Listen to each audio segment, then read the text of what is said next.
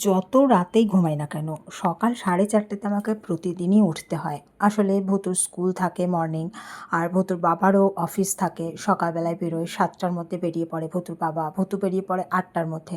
তো সেই কারণে বুঝতেই পারছো যে আমাকে কতটা ঝড়ের মধ্যে দিয়ে যেতে হয়। আর ভূতু তো ভাত খেয়ে যায়, টিফিন নিয়ে যায়। ভূতুর বাবা আমার পাটা যতদিন ধরে ভেঙেছিল ততদিন ধরে টিফিন নিয়ে যাচ্ছিল না, মানে দুপুরের খাবারটা। সকালবেলায় আমি একটা ওকে টিফিন বানিয়ে দিচ্ছি, যতদিন থেকে আমার পাটা ভালো হয়েছে, একটু হাঁটতে চলতে পারছি। কিন্তু ও একেবারেই দুপুরের খাবারটা নিতে চাইছে না ভূতুর বাবা। আর ওখানে গিয়েও কিন্তু অনেক দিনও ঠিকঠাক মতো খাবার দাবার পায় না, তো সেটাও একটা সমস্যা হয়ে যাচ্ছে। ওর কাজে কাজে দেরি হয়ে যাচ্ছে, যখন ও হোটেলে যাচ্ছে তখন গিয়ে দেখছে খাবার ফুরিয়ে গেছে বা অল্প খাবার রয়েছে। তো এরকমভাবে খুব সমস্যার মধ্যে চলতে হচ্ছে, আর তার মধ্যে তো পড়েছে পচা গরম। এই মধ্যে যদি আমি ভূতুর বাবাকে খাবার দিই, সেই খাবারটাও অনেক সময় নষ্ট হয়ে যাচ্ছে। তো আমি গতকালকে ভূতুর বাবাকে একটু ভাত তরকারি দিয়েছিলাম, যেহেতু ওর কালকে পেটটা একটু খারাপ করেছিল। তো সেই কারণে আমি ঘর থেকেই ওকে খাবার দিয়েছিলাম, যদিও সেটাই ও খেয়েছিল দুপুরে। আর সকালবেলাতে তেমন কিছু ও খেয়ে বেরোয়নি, একটু চা বিস্কিট ছাড়া। তো যাই হোক, দেখো আমি রান্না বসিয়ে দিয়েছি আর মাঝখানে চলে এলাম বারান্দাতে রান্নাটা একটু ঢাকা চাপা দিয়ে। ওদিকে হতে হতে এদিকটা একটু আমার হাঁটাহাঁটিটা আমি কমপ্লিট করে নিই। আমি এরকমটাই করি। আসলে রান্না করতে করতে মাঝখানে আমি চলে আসি বারান্দার দরজাটা খুলে, তখন সকালের হাওয়াটা নিতে দেখো কি ভালো লাগে। সকালে কেবলই এখন আলোটা ফুটেছে, আর এই যে 3টে মাত্র ফুল এখন রয়েছে গাছে। দিদি আমাকে এই গাছগুলো দিয়েছিল, তো এই গাছের ফুলগুলো আমার ভীষণ ভালো লাগে।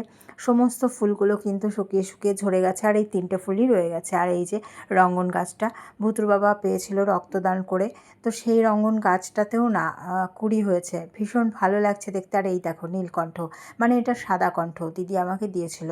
তো গতকালকে দেখলাম এতে ফুল ফুটেছে। এই দিকে দেখো, এই যে জবার গাছ তাতেও কিন্তু কুড়ি এসেছে, রঙ্গন গাছেও কুড়ি এসেছে। তো যখন দেখছি যে চতুর্দিক থেকে গাছে কুড়ি আসছে, তখন কিন্তু মনটা ভীষণ ভালো লাগছে। তো যাই হোক, চলো আর এখানে সময় নষ্ট করা যাবে না, চলে এলাম রান্নাঘরে।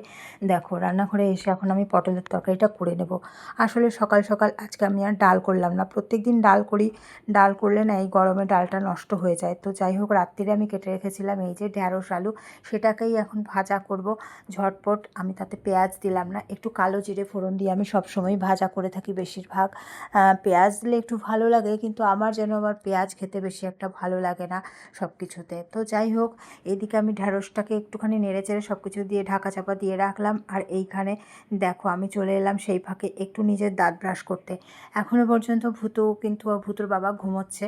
ভূতু অবশ্য এক্ষুনি উঠে যাবে, উঠে গিয়েই ওর বই গোছাবে, তারপর নিজের কাজ কিছু একটু বাকি আছে সেগুলো করে নিয়ে ও কিন্তু ব্রাশ ট্রাশ করে জল খেয়ে চলে যাবে বাথরুমে।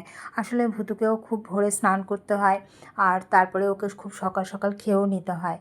ও 6:30টার মধ্যে খেতে বসে যায়, আর সেই 6:30টার মধ্যেই কিন্তু আমাকে খাবারটা রান্না করে কমপ্লিট করে ফেলতে হয়। আর তারপরে আমি কিন্তু তার মাঝখানেও আমি বানিয়ে নিই ওদের জন্য টিফিন।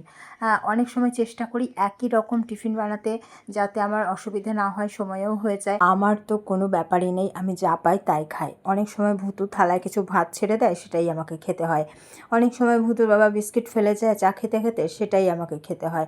মানে ঘরের মহিলাদের আর কোনো শান্তি নেই, সবার এঁটোখাটা খেয়েই যেন জীবন ধারণ করতে হবে। কিচ্ছু করার নেই, ফেলে যাবে সেগুলো তো ফেলেও দেওয়া যায় না, সেগুলো খেতেই হবে।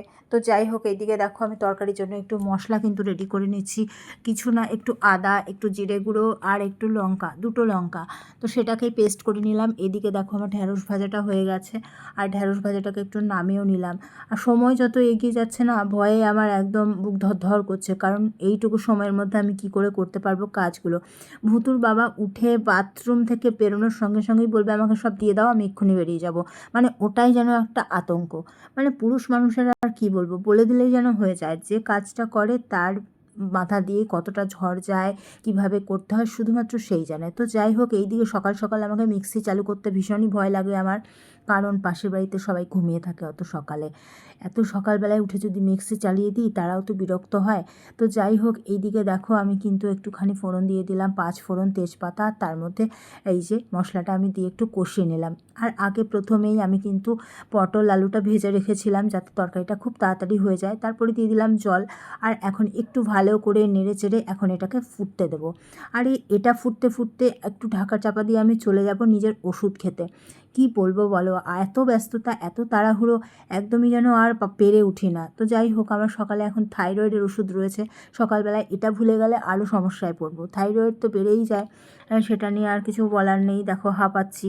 তো যাই হোক, দেখো 6টা 10 বাজে, খুবই আমার ব্যস্ততা আরও লেগে গেল। এই যে দেখো এসে দেখলাম যে তরকারিটা আমার হয়ে গেছে। তো যাই হোক, তরকারিটা হয়ে গেছে, এখনও কিন্তু আমি করে নেব চাউমিন।